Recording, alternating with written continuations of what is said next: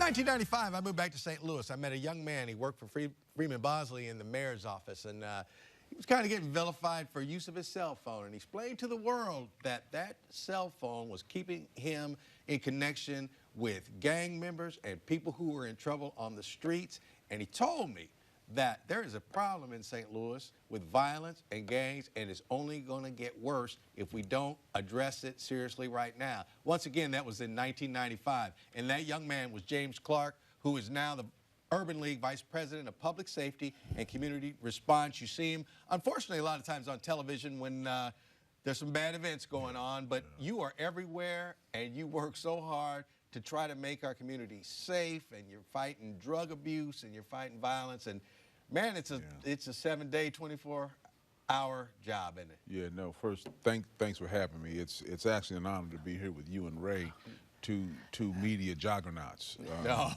What You're too you all kind. do for St. Louis is extremely important.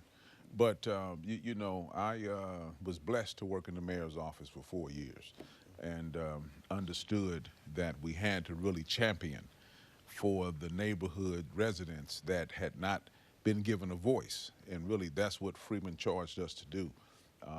A young Mike McMillan and I really were very, very serious in our work because the first African-American mayor, Freeman brought us in.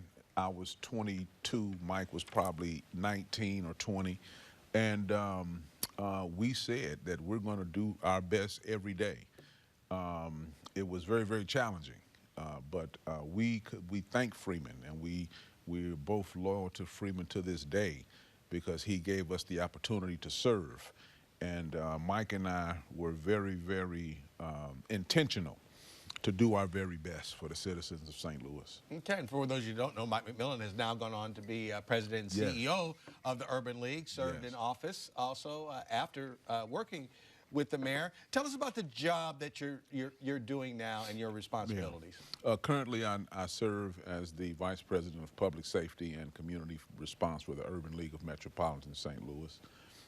The Urban League started this division of public safety because it had not had one before. And Mike and I have had a strong relationship.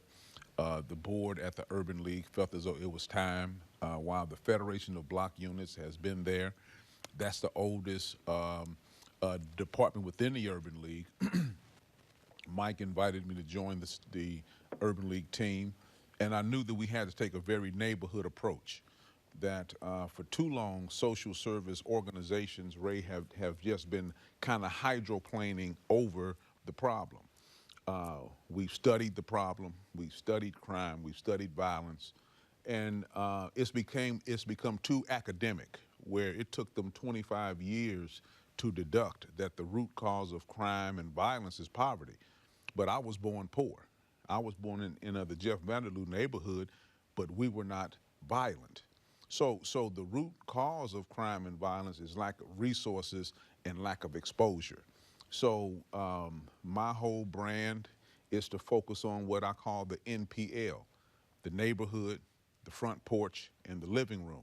So after Mike and I both agreed that that should be the focus of the Division of Public Safety, we began to embark on programs that hit the neighborhood. All of our programs have to be able to hit families that live in the most challenged neighborhoods. The information has to hit the front porch, and then we have to be able to understand and challenge the behavior that takes place in the living room. So it was with that lens that we've been able to really develop programs that speak to the problems. We have a gun violence problem, nothing new. We have to be able to take the deep dive into the neighborhoods, get on the front porch, and go into the living rooms, identify the conflicts, then work to de-escalate the conflict. So we have an excellent gun violence de-escalation team that's on call 24/7. When they learn of a conflict, they immediately go into de-escalation mode, where we contact the individual's family members, the circle of care, come up with a plan on how to approach the individual, then we work to de-escalate the conflict. I would love to say that we de-escalate every conflict, because we don't. So far this year, we've successfully de-escalated 78 conflicts, but in that, we've had to move 35 people out of St. Louis because there was no de-escalating the conflict. One of the other issues that St. Louis faces that we believe we've got to hit head on is this opioid crisis, fentanyl. Fentanyl hit an African-American community that was decimated by crack cocaine. Crack cocaine hit our community, and it was solid. Crack cocaine hit, decimated the community. Heroin hit, did a number on our community, but now this fentanyl is a monster and is ravishing the African-American community. And so we take a very hard line on that, where we have a young lady, Rashonda Johnson, who oversees our opioid response. We do urban opioid triage 2 days out of the week, where we're in the neighborhoods, setting up triage tent, distributing Narcan, which is the only chemical agent that can reverse an overdose.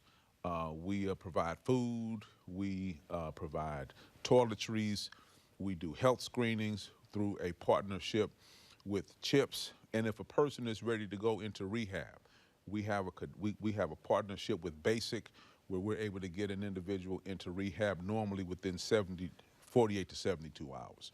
So it's all about being present. We also have a growing partnership with neighborhood churches.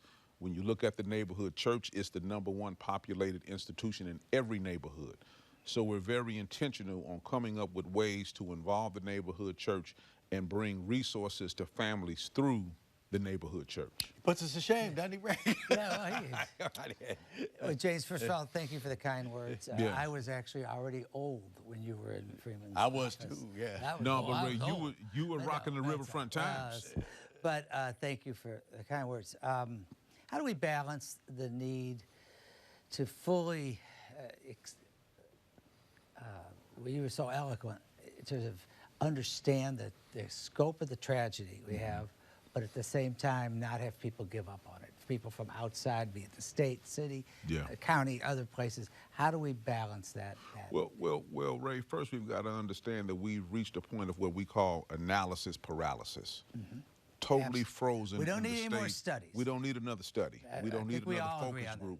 We've got to lower our trajectory, and we've got to come into the neighborhoods.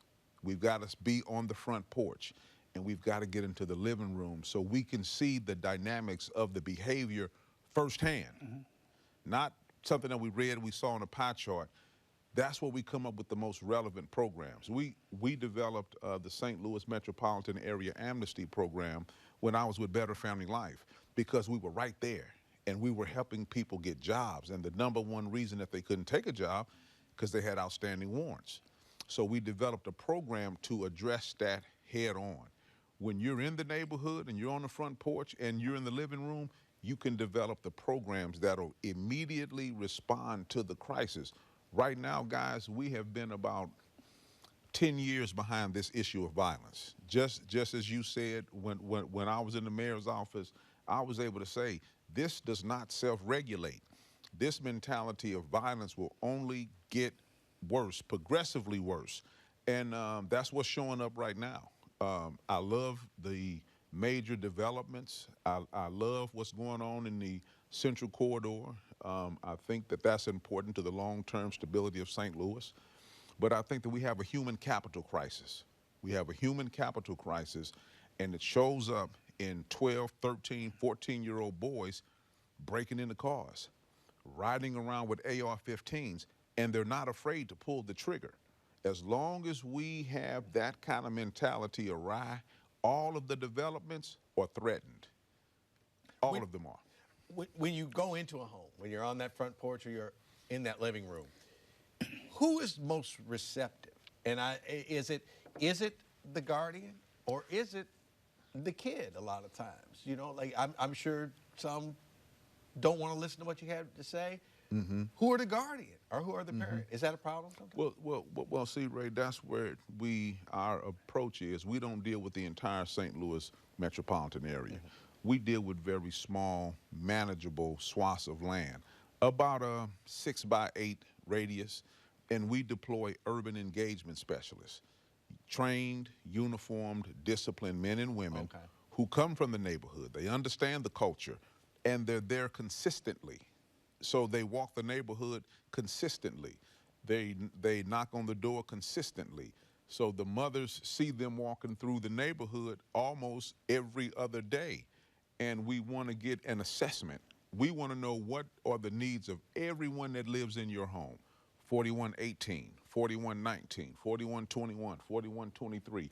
Go 4 and 6 blocks deep and then deliver resources to families. And then you can see the neighborhood begin to come together. It's going to take a neighborhood approach. Now you add in the church, where now families say, hey, we can go to the church and get a warrant lifted. We can go to the church and get utility assistance. We can go to the church and get some Narcan. We can go to the church to get a light bulb so we can be a part of the porch light campaign. There are some very revolutionary things taking place. And we believe that it's going to take a neighborhood renaissance. How much attention can we focus on neighborhoods? How many and how much resource can we bring to bear in neighborhoods? One of the things that Freeman did, and I was so charged, Ray, Freeman said, we're going to do a study on the city of St. Louis. It was a disparity study. 200 people came to the first meeting, faces that I had seen in the newspaper, politicians. The next meeting, they were broke off into focus groups in the different rooms, and I was like, wow, this is strong. They produced a document about that thick, full of data, crime, violence, health, education, a whole litany of variables. It pointed to zip codes, it pointed to the side of town, it pointed to blocks. I read that thing from cover to cover. And I said, we're finally going to bring about some change. That was 1985 and 86. Every couple of years, 95, 96, every couple of years, another interest produces a disparity study. Points to the same side of town, points to the same disparities, and it points to the same zip codes. Now it's spreading into South St. Louis and it's into North County. So we've got to stop analyzing the problem. We know where the zip codes are. We know where the blocks are. We've got to now lower our trajectory, and we've got to get serious about this, because if not, this does not self-regulate. You talked about people in uniform. You talk about police officers, or they? No. That's not the uniforms you're talking about. No, right? I have a very. Tell us about the uniforms. I have a very enlightened group of dedicated men and women that we've hired as urban engagement specialists. Okay. Some have a military background. Some come straight from the neighborhood, and they've reformed themselves. And they are the tip of the spear in this new social service paradigm. See, Ray, social service is operating out of a construct that was hatched in the 70s, right, where every organization said, we have caseworkers, right? That's run its course because of the depth of the dysfunction. We got to have urban engagement specialists that can go, once again, into the neighborhood, onto the front porch, and into the living room. What kind of what you say uniform? Is it like an urban league have a uniform? Or yeah, I actually, Ray, had to let them pick what they wanted to wear. Okay. So they're in khaki pants with pouches. They wear a light scale boot and a polo type shirt, and in the winter it's a cardigan jacket. So this something very comfortable. What it yes. looks like. To follow up on what Alvin was saying, when they're talking to a kid who, one of those people you just described as somebody that might be breaking into cars and isn't afraid to use his assault weapon, where does that conversation start? I mean, where do you even, I can't even imagine what the beginning of that conversation looks like. Really, it's simple. What's your name?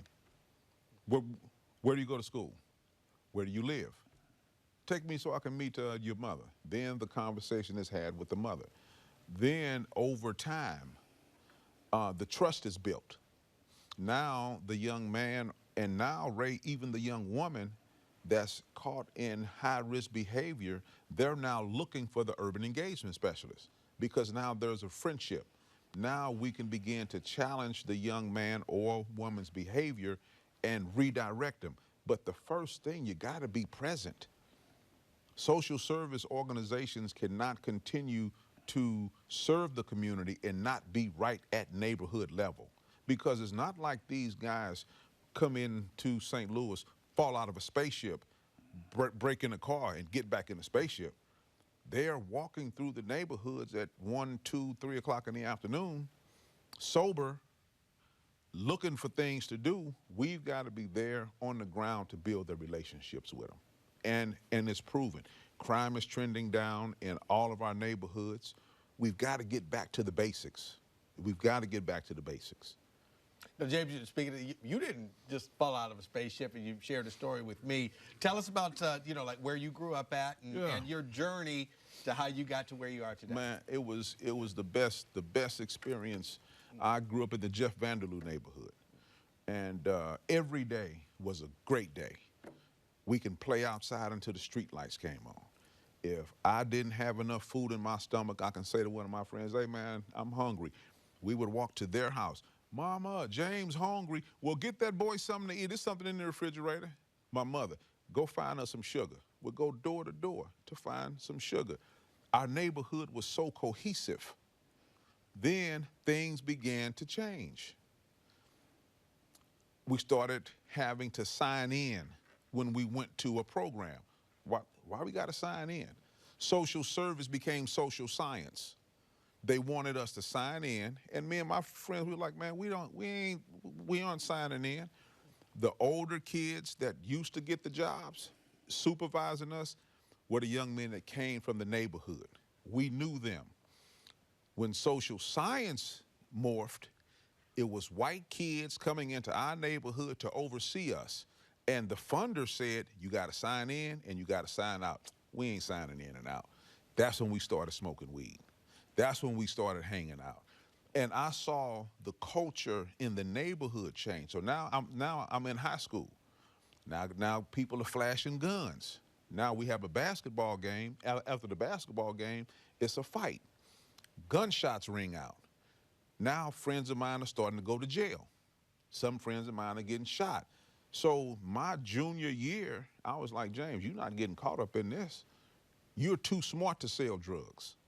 You are too intelligent to put yourself in a position where your life is marginalized. So my way out was to join the Army. When I went to the Army, I was gone from 85 to 89. When I came back, I was devastated because the young boys that were riding a skateboard when I left were now Crips and Bloods. The mothers that were trying to raise their children were out now selling their body for crack. And I was like, what happened here? And I knew, Reid, that I could not just go on about my life. James Clark could have went and got a college degree 5 times, highly intelligent. But something said, James, that neighborhood nurtured you. You got to now come in and you got to help the neighborhood. So I began to do work to help the neighborhood. Ran into a young lady, Robin Boyce, who had a group called the Magic One Away Peer Panel. Myself, Mike McMillan, Etafia Umana, Jermaine Johnson, Kevin Bryant. She opened up a door for us to come on the radio once a month to talk about the problems. And I think Robin realized, I've got a great group of young people, but I can't do too much more with them. So she advised us to go over to Better Family Life. So we all joined BFL. Jamal Seward, Malik Ahmed, Deborah, Leon Henderson, Najwa Henderson nurtured us, quickened us intellectually. I got a job with the St. Louis Public Schools that led me to work for Freeman Bosley Jr. Freeman Bosley Jr. decided to run for mayor. We worked our butts off on that campaign. I took the military passion, poured it into a campaign, Freeman won. But I hearken back to where the impetus came from. Neighborhoods nurtured people. Now you can almost predict a young person's track of life based on where they're born.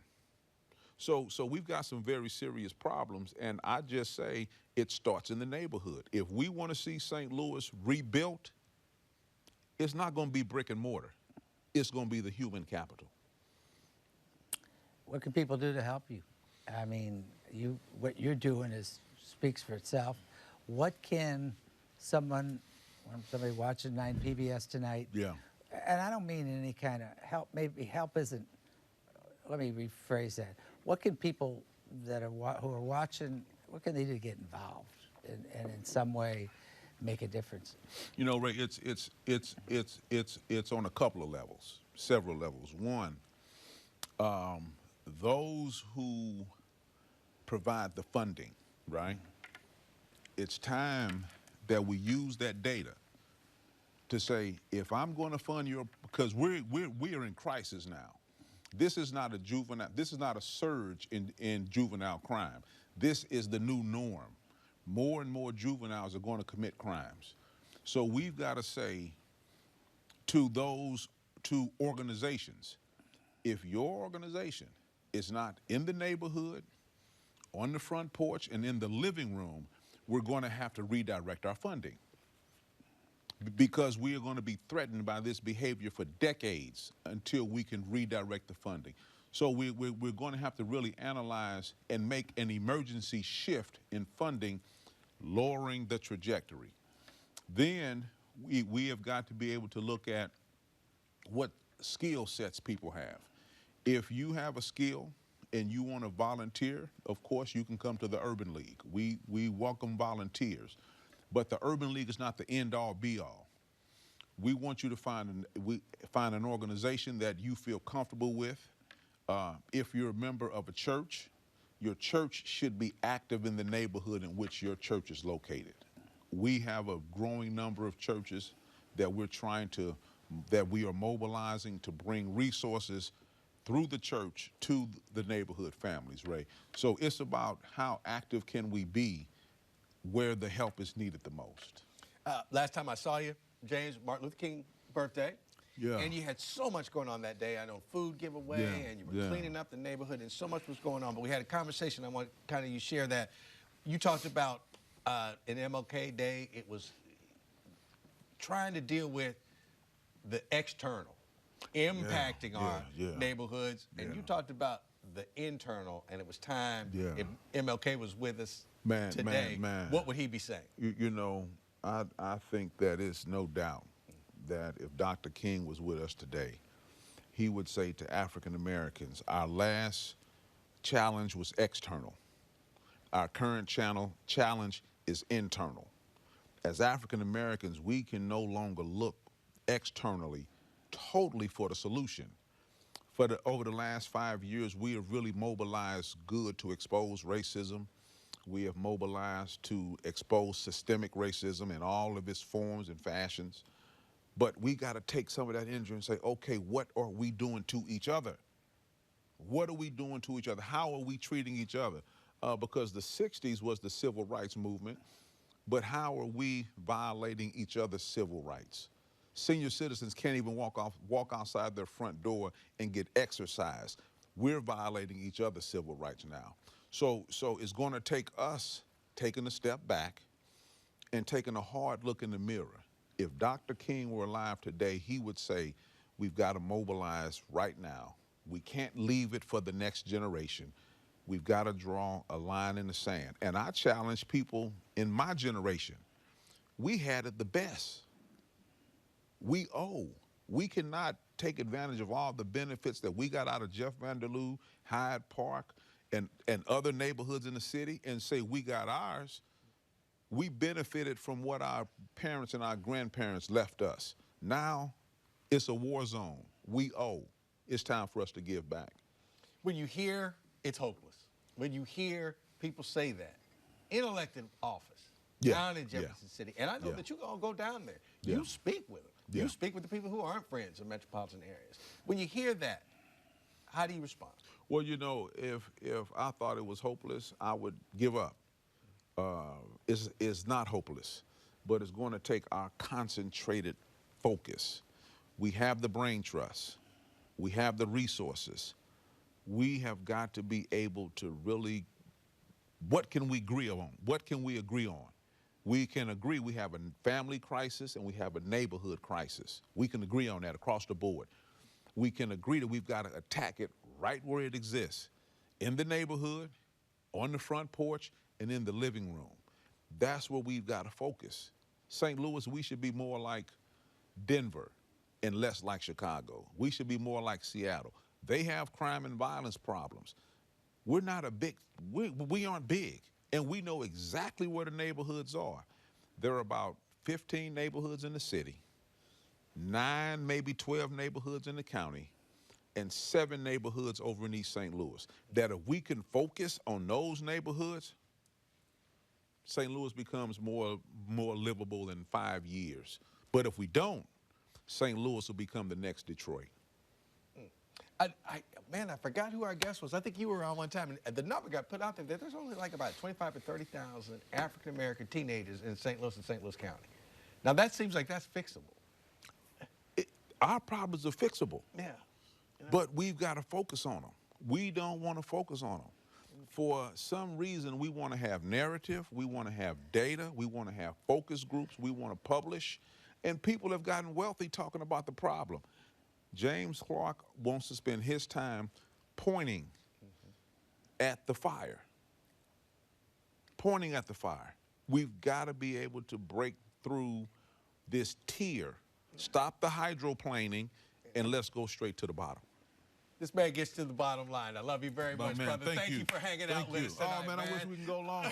I do, too. Yeah. Hey, thank you guys for watching. Next up, special show, special guy. We'll see you next week on Donnybrook and Donnybrook Next Up.